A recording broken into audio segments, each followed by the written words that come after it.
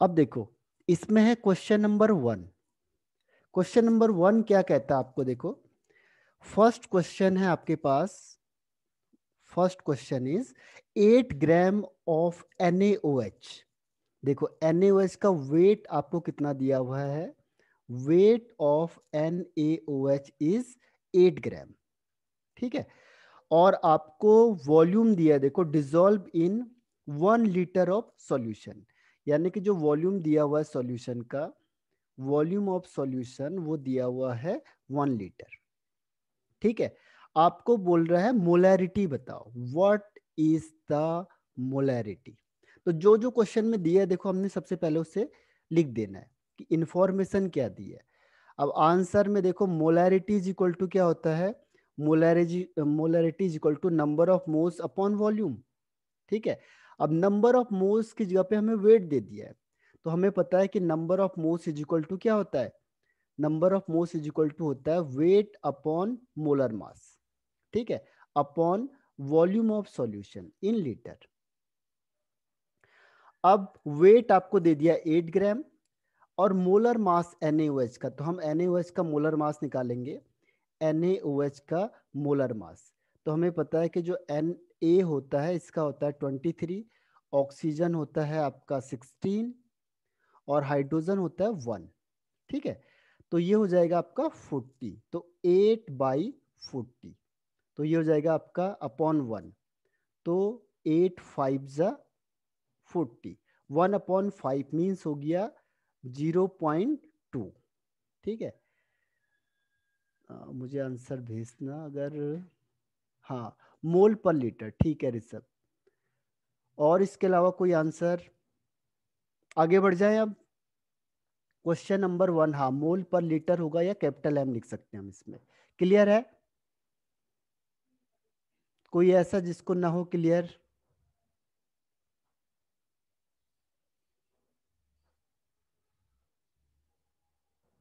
चलो आगे बढ़ जाते हैं। ठीक है,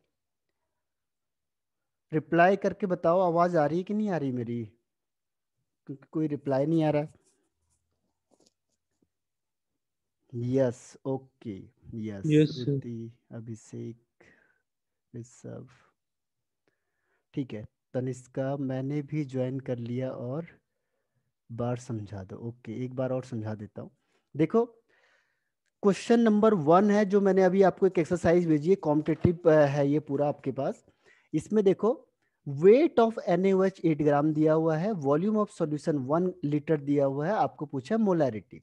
तो आपको पता है मोलैरिटी इज इक्वल टू होता है number of moles of solute upon volume of solution in litre.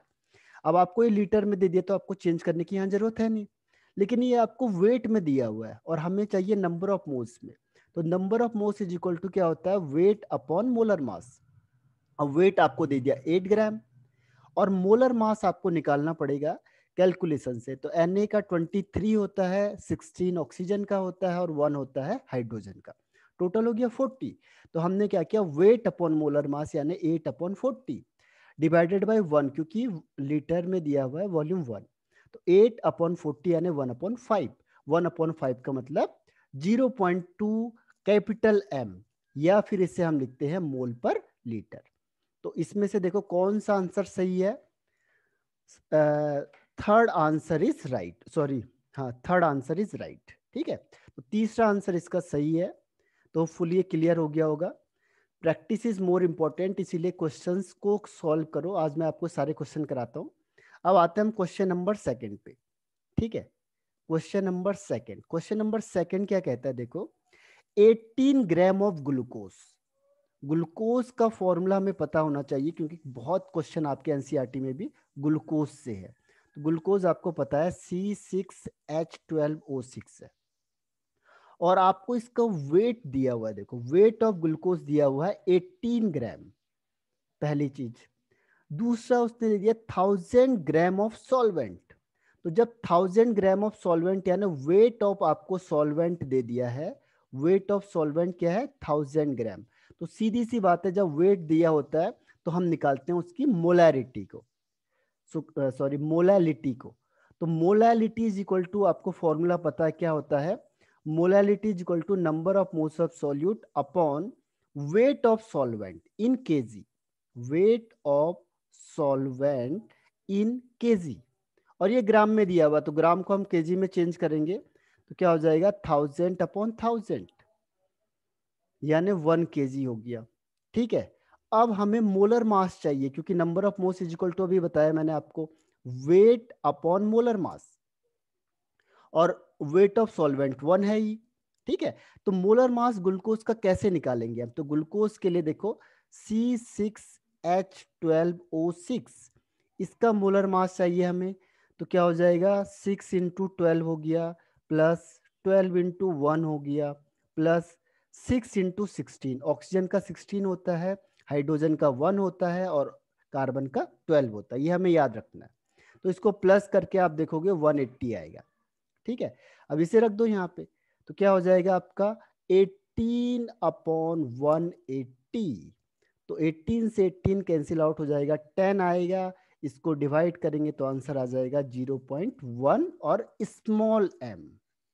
तो what will be the answer, molar कहना है, स्मॉल m का मतलब ध्यान रखना molal, molal means molality and molar means molarity, तो यहाँ पे कंफ्यूज नहीं होना है मोलल और मोलल में। ठीक है, तो मैं चेक करता हूँ चैट सेक्शन में, नहीं ऋषभ 0.1, हाँ 0.1 आएगा। और इसके अलावा कोई रिप्लाई करके बताओ मुझे, आया समझ में, नहीं आया, दोनों में से किसी में भी दिक्कत हो तो फिर से बता दो मुझे रिप्लाई, और आ गया समझ में तुम आगे बढ़ जाते हैं क्वेश्चन नंबर नेक्स्ट पे। तो आगे बढ़ जाएं, ओके, यस ठीक है, आगे बढ़ जाते हैं फिर। ठीक, ओके, तनिष्का, अभिषेक, श्रुति, तो नेक्स्ट क्वेश्चन में आ जाओ। ध्यान रखना ये मोलल आपको कंफ्यूज करेगा, कई बार क्वेश्चन में आता है मोलल, जैसे मैंने कहा 5 मोलल, तो मोलल का मतलब समझ जाओ कि इसकी मोलैलिटी 5 है, मोलल शॉर्ट फॉर्म है उसकी, मोलैलिटी इसकी 5 दे दी आपको, और मैंने कहा 5 मोलर, तो आप समझ जाओ मोलर मीन्स होता है मोलैरिटी, मोलैरिटी ये ध्यान रखना है हर हमेशा, इसकी 5 मोलैरिटी है, इसकी 5 मोलैलिटी है, तो ये शॉर्ट फॉर्म में दिया होता है मोलल और मोलर। ठीक है, तो मोलर वर्ड आएगा 5 मोलर मीन्स मोलैरिटी है इन जनरल, और अगर आ गया मोलल मीन्स मोलैरिटी। ठीक है, तो होपफुली क्लियर होगा, आगे बढ़ता हूं मैं।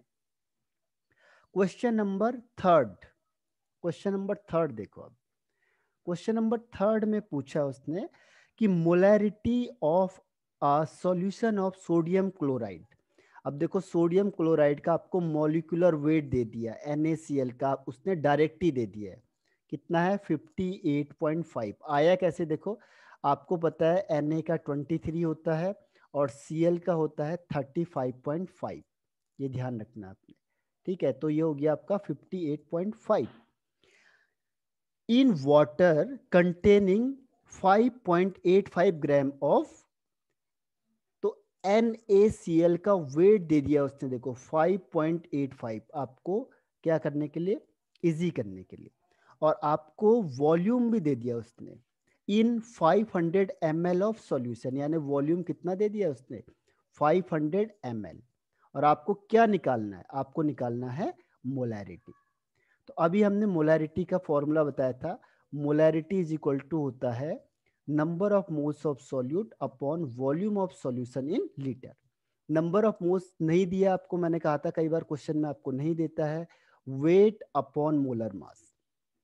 फिर एक और फॉर्मूला बताया था मैंने आपको, इनटू 1000, क्योंकि क्वेश्चन में देखो हर हमेशा ml में दिया होता है, तो इसको 1000 वॉल्यूम में चेंज करने के लिए 1000 से डिवाइड करेंगे, जो ऊपर आ जाएगा, अपॉन वॉल्यूम। ठीक, अब देखो इसको कैंसिल आउट करेंगे तो यहाँ 2 आ जाएगा। अब इन दोनों को देखो, वेट आपको कितना दिया हुआ है 5.85, और मोलर मास कितना है 58.5 है, इनटू 2।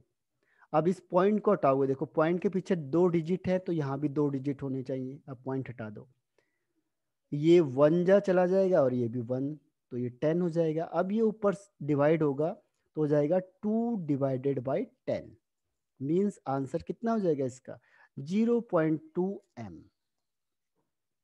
तो ये क्लियर हुआ या नहीं हुआ, यानी सेकंड, थर्ड का आंसर है सेकंड। ठीक है, रिप्लाई करके बताओ यस नो।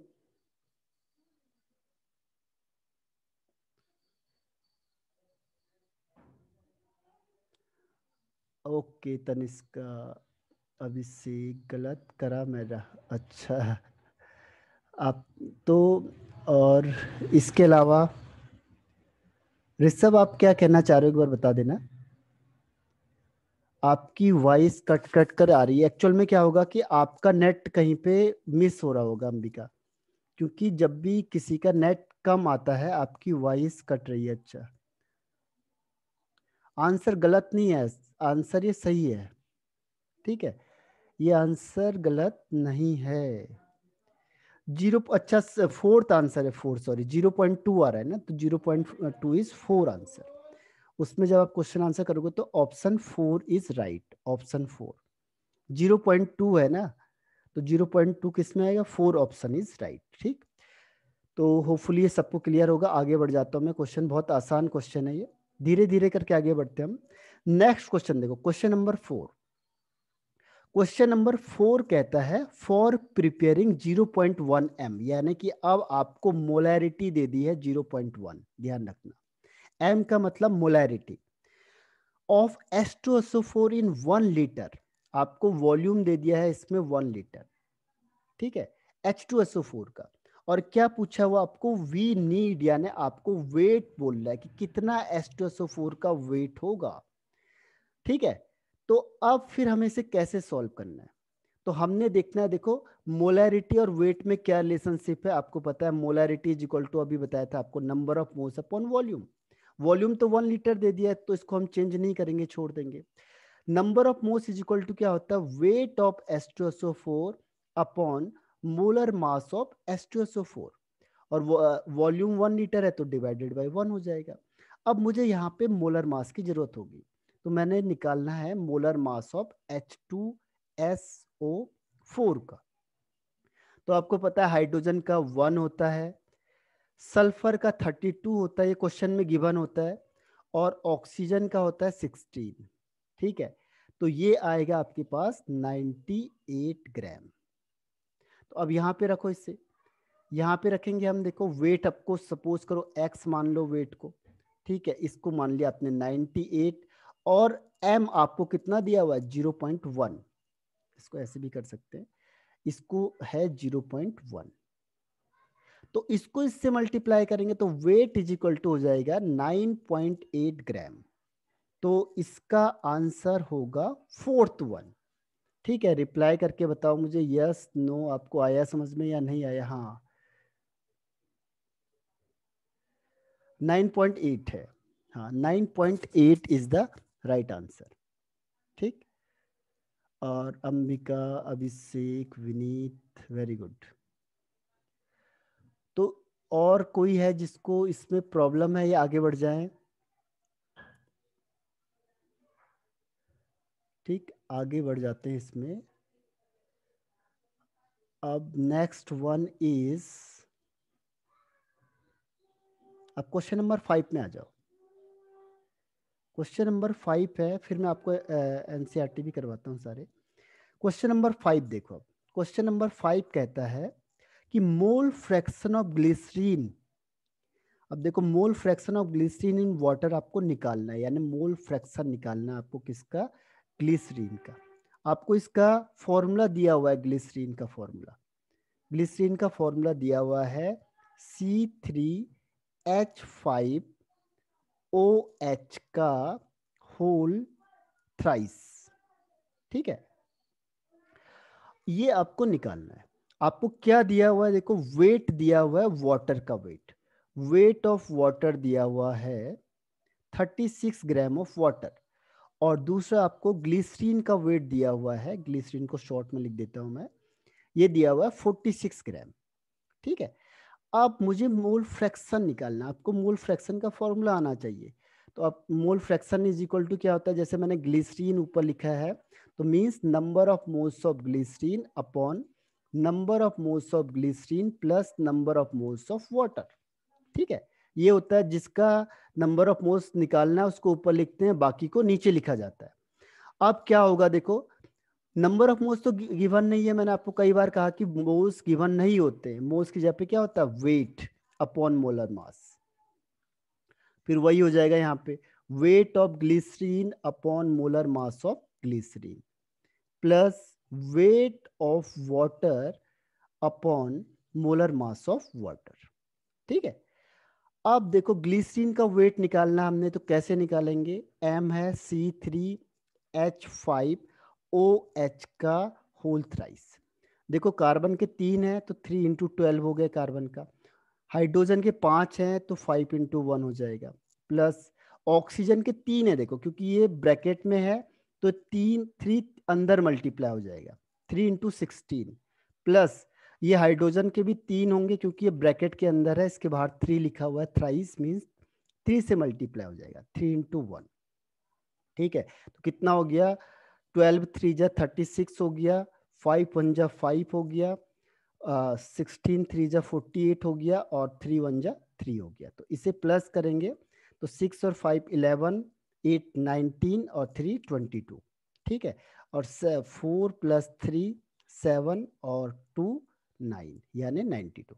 तो यहाँ पे रख देंगे हम इसको। अब वेट ग्लिसरीन का आपको कितना दिया, देखो 46/92 कट जाएगा आराम से, फिर ये भी वही हो जाएगा 46/92 प्लस वेट वाटर का दिया हुआ है 36 और मोलर मास हमने निकालते हैं, तो देखो ये आसानी से सॉल्व हो जाएगा, 1/2 यानी 0.5, ये भी ऐसे हो जाएगा, ये हो जाएगा 0.5 और ये हो जाएगा आपका 2, 18 2 जा 36 और इसे सॉल्व करेंगे तो देखो क्या होगा, 46 1 जा 46 2 जा 92। ठीक है, तो ये 0.5 0.5 2, तो ये समझ में आया आपको। इसके आगे एक और स्टेप है जो मैं आगे बताता हूँ, पहले यहां तक समझ में आ गया तो रिप्लाई करो यस या नो। यस, ओके, और कोई रिप्लाई, अभिषेक विनीत वेरी गुड, और तनिष्का ओके। तो हम अब देखो इसको मैं आगे बढ़ जाता हूँ और अब मैं इसको सॉल्व कर देता हूँ कैसे, इसको हटाता हूँ पहले। अब हमने क्या निकाला ऊपर, जब भी सॉल्व करना हो आपको, देखो 0.5 ऊपर ही डिवाइड करना, एलसीएम कभी मत लेना इसका। फिर क्या होगा यहाँ पे 0.5/2.5, इसको हटा दो, 5 1 जा 5 5 जा 25 यानी 0.2 इज द राइट आंसर। तो थर्ड ऑप्शन इज राइट। ठीक है, थर्ड ऑप्शन इज राइट। तो अब मैं नेक्स्ट क्वेश्चन में चला जाता हूं, क्वेश्चन नंबर 6। देखो क्वेश्चन नंबर 6 कहता है कि 1000 ग्राम एक्वस सॉल्यूशन, यानी कि वेट आपको सॉल्यूशन का दिया हुआ, ध्यान रखना इस सॉल्यूशन का वेट दिया आपको 1000 ग्राम। ठीक है, और वो कह रहा है CaCO3 कंटेन 10 ग्राम, यानी कि जो CaCO3 का वेट है वो आपको दे दिया है 10 ग्राम। ठीक, आगे कह रहा है वो कि concentration of the solution in PPM, देखो कंसंट्रेशन आपको बताना है किसमें, पीपीएम के टर्म्स में। तो अब देखो पीपीएम का मैंने आपको फॉर्मूला बताया था, पीपीएम इज इक्वल टू क्या होता है, वेट ऑफ सॉल्यूट। तो सॉल्यूट कौन सा है यहाँ पे, calcium carbonate, upon weight of solution. ठीक है, सॉल्यूशन तो आपको पता है ये सॉल्यूशन है, इनटू 10⁶ यानी पार्ट्स पर मिलियन, 1 मिलियन में। तो अब क्या हो जाएगा यहाँ से, ये हो जाएगा आपका 10/1000 इंटू 10⁶। अब एक जीरो से एक जीरो कैंसिल हो गए, 2 जीरो बच गए, 2 जीरो हटा दो, यहाँ से 2 कम कर दो इसमें, तो हो जाएगा ये 10⁴ यानी 1 2 3 एंड 4 जीरो। ठीक है, अब मुझे रिप्लाई करके बताओ यहाँ तक समझ में आया आपको या नहीं आया। 4 इज करेक्ट, हाँ ऋषभ बिल्कुल सही कहा आपने। और इसके अलावा यस तनिष्का विनीत, तो ऐसे सॉल्व करना, ये तरीका मैं आपको बता रहा हूँ। आपको आगे मैं क्वेश्चन देता हूँ कॉम्पिटेटिव के अच्छे वाले, तो यू हैव टू सॉल्व, जो ज़्यादा आगे जाना चाहता है वो उस हिसाब से क्वेश्चन आंसर को सॉल्व करेगा। ठीक है, धीरे धीरे हम लेवल बढ़ाएंगे और क्वेश्चंस का। ठीक है, तो पहले मैं इजी दे रहा हूँ, थोड़ा आसान आसान से क्वेश्चन है। अब मैं नेक्स्ट क्वेश्चन पे चला जाता हूँ। देखो क्वेश्चन नंबर 7, क्वेश्चन नंबर 7 है इसमें, what is the molarity, sorry normality, आपको नॉर्मेलिटी बताना है। ठीक है, और आपको देखो मोलैरिटी दे दी है कितनी, 1 लिखा है इसमें, 1m यानी मोलैरिटी। अब देखो ये H3PO4 दे दिया आपको। ठीक है, H3PO4, तो H3PO4 में होता क्या है, आपको मैंने बताया था कि इसको कैसे बनाते हैं, ये ऐसे बन जाएगा, इस तरीके से बन जाता है, 3 OH यहाँ रहते हैं। ठीक है, ये H3PO4 है, ये P ब्लॉक में आपके पास बहुत बार आएगा, तो इसलिए अभी से याद कर लो। ठीक है, ऑर्थोफॉस्फोरिक एसिड कहते हैं इसको। n factor 3। हाँ, तो इसमें n फैक्टर 3 हो जाएगा, क्योंकि इसमें 3 H आराम से हट सकते हैं। तो अभी मैंने आपको बताया था नॉर्मेलिटी का एक इजी सा फॉर्मूला क्या है, मोलैरिटी इंटू n फैक्टर, बस सिंपल सा आंसर है, मोलैरिटी इंटू n फैक्टर। तो मोलैरिटी को n फैक्टर से मल्टीप्लाई करेंगे तो 1 इंटू 3, तो आंसर हो जाएगा 3। तो इसका आंसर होगा, कौन सा आंसर होगा, 4th वन। ठीक है, अब रिप्लाई करके बताओ मुझे, ये समझ में आया आपको या नहीं आया। हाँ ऋषभ सही है। ठीक है, टेल मी, विनीत, अंबिका, अभिषेक, ओके, तनिष्का।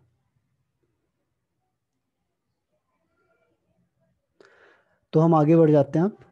ठीक, अब क्वेश्चन नंबर नेक्स्ट में, क्वेश्चन नंबर नेक्स्ट कौन सा है इसमें, question number next is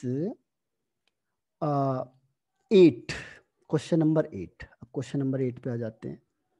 question number 8 क्या कहता है आपको, देखो पहले क्वेश्चन पढ़ना है आपने, क्या क्या चीज आपको दी हुई है। उसने लिखा है मोलैरिटी ऑफ द सॉल्यूशन, अब मोलैरिटी लिखा है 0.2 n, और यहाँ पे क्या लिख दिया आगे, Na2CO3। ठीक है, यानी आपको यहां से पता चल गया कि आपको नॉर्मेलिटी दे दी है आपकी बार, और आपको पूछ लिया मोलैरिटी बताओ, अपोजिट कर दिया उसने यहां से। ठीक है, अपोजिट कर दिया, तो अब कैसे निकालेंगे हम इसको, सोचो एक बार।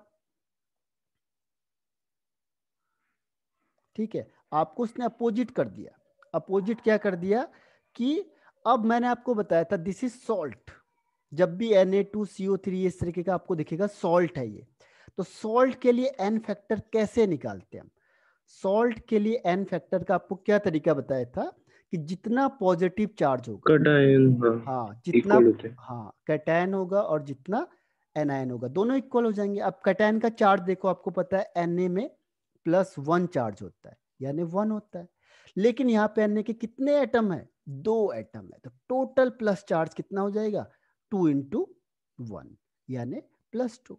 अगर मैंने कहा माइनस का बताओ, तो माइनस का भी सेम होगा, क्योंकि कार्बोनेट में -2 चार्ज होता है, यानी दोनों में n फैक्टर अगर हम देखेंगे तो n फैक्टर आएगा 2। ठीक है, अब बस अब फॉर्मूले में रख दो, normality is equal to molarity into n factor. ठीक है, अब आपको n फैक्टर पता चल गया 2 है, मोलैरिटी निकालनी है, और जो n है आपके पास वो कितना दिया हुआ है, 0.2। तो what will be the answer, answer क्या होना चाहिए,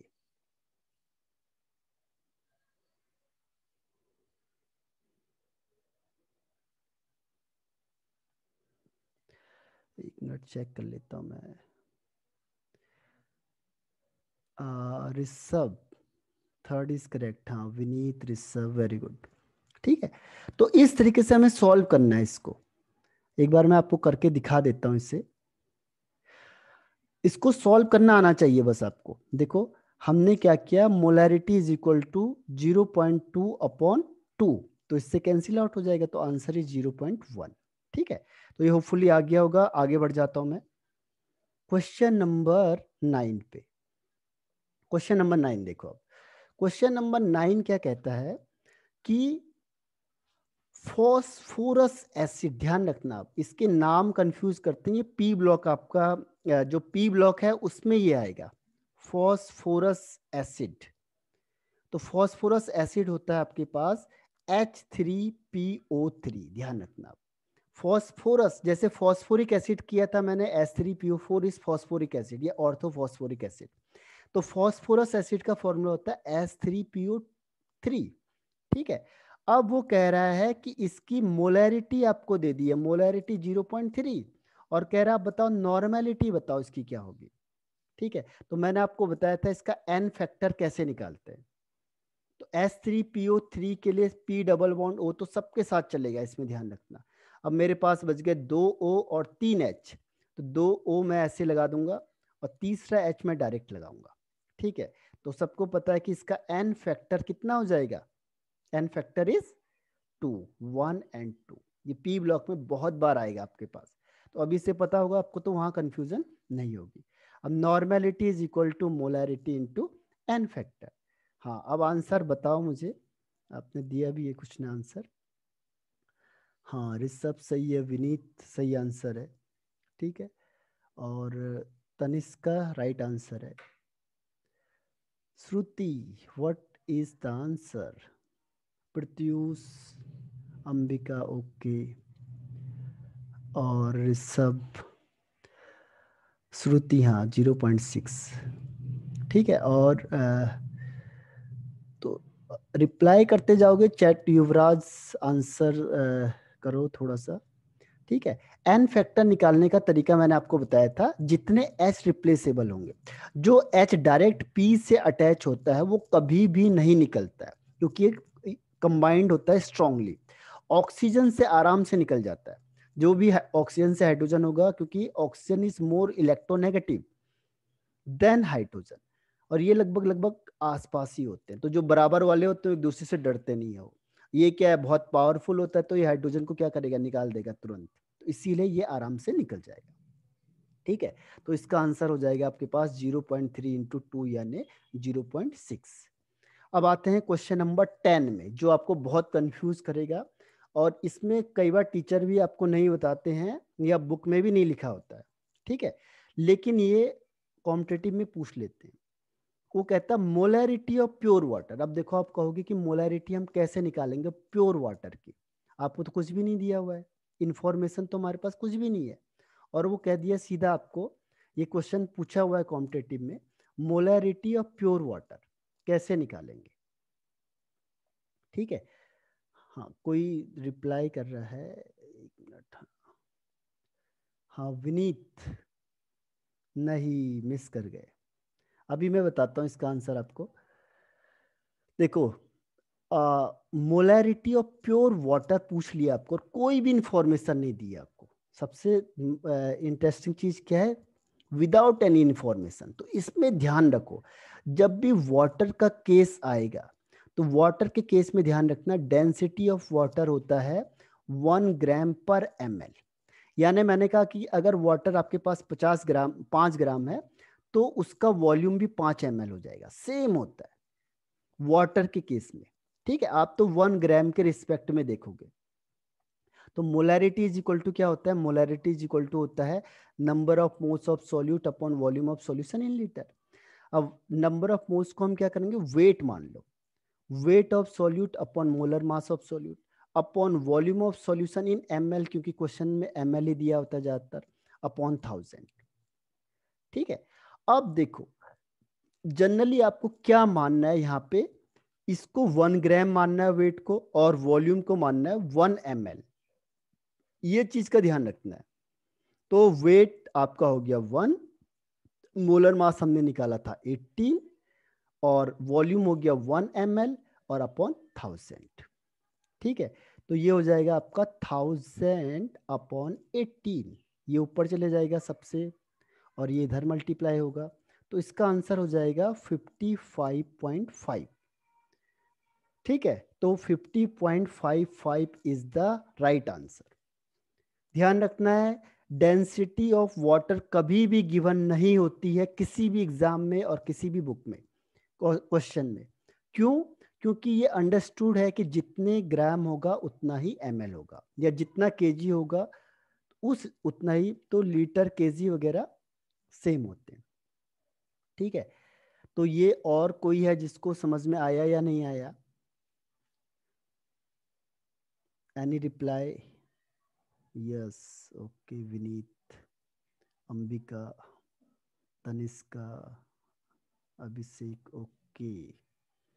ठीक है, तो एक बार देखो, कभी भी ध्यान रखना कि प्योर वाटर के केस में जब भी आपको वाटर सिंपल दे दिया तो ध्यान रखना वाटर के केस में ये ध्यान रखना है कि जो डेंसिटी होती है वाटर की वो कभी भी बुक में नहीं होती है, कंपटीशन में नहीं दी होती है।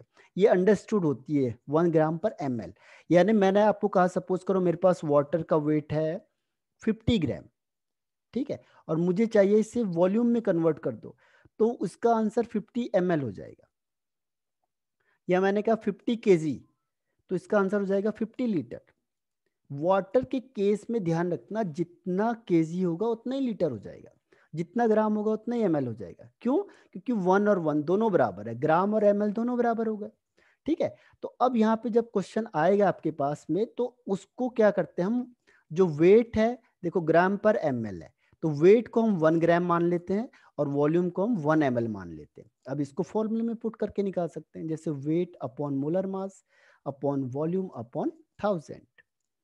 अब वेट तो हमने 1 मान लिया है, मोलर मास आपको पता है वाटर का 18 होता है, वॉल्यूम हमने 1 ml मान लिया है यहाँ से, और अपॉन 1000 तो जाएगा, ये सबसे ऊपर जाएगा तो 1000/18 मतलब 55.55। इसको देखो, एक और क्वेश्चन है इसका अगला, वहां पे भी क्लियर हो जाएगा। देखो अब क्वेश्चन नंबर 11 में आ जाओ। देखो ये इंटरेस्टिंग क्वेश्चन है और कॉम्पिटिटिव के लिए ज्यादा इंपॉर्टेंट है। क्वेश्चन नंबर 11 देखो, वही क्वेश्चन है जो 10 वाला है। अब उसने पूछा है, देखो molarity of 720 gram of pure water. अब इसे कैसे सॉल्व करेंगे? आपको वेट भी दे दिया उसने वाटर का 720 ग्राम, ठीक है, और फिर आपको क्या पूछ दिया उसने? मोलैरिटी पूछ दी। सेम क्वेश्चन है, इसमें कोई ज्यादा दिक्कत नहीं है।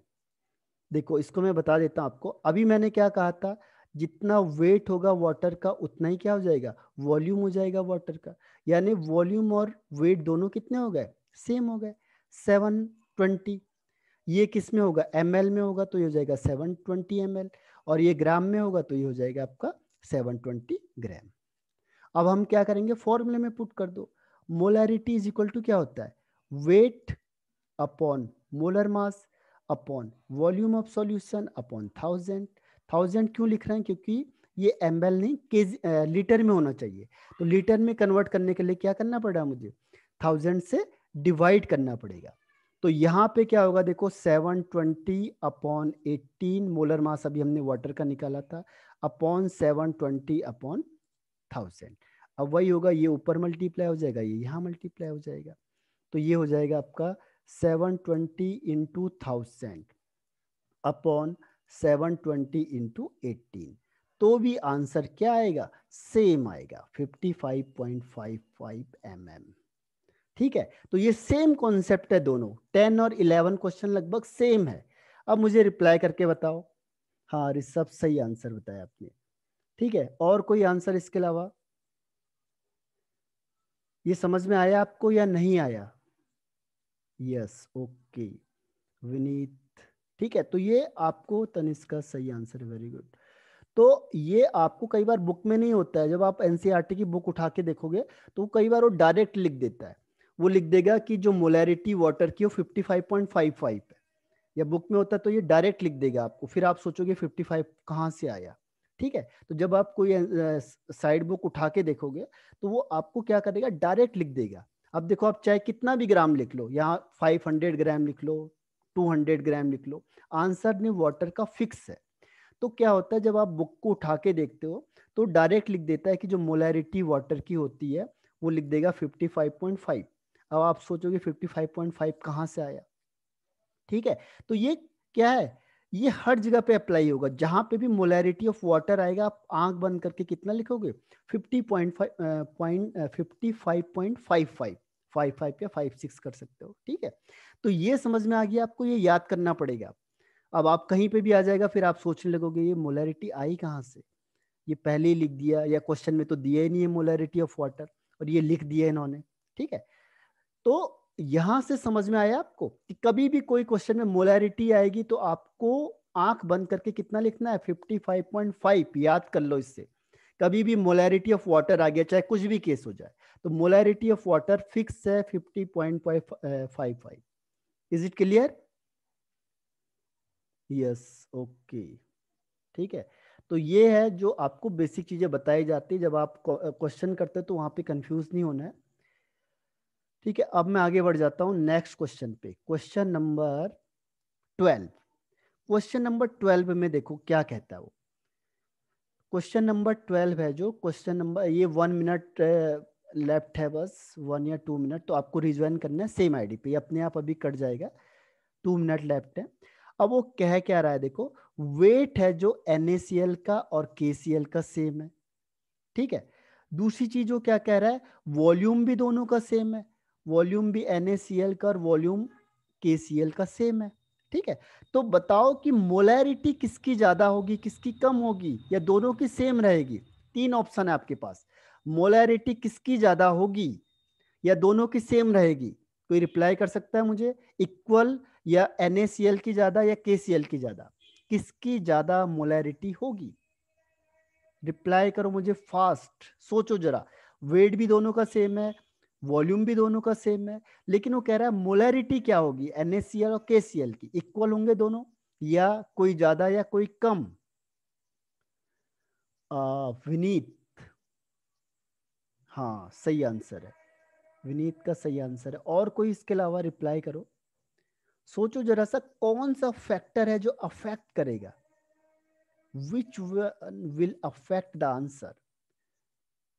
हाँ बिल्कुल सही कहा ऋषभ आपने, वेरी गुड।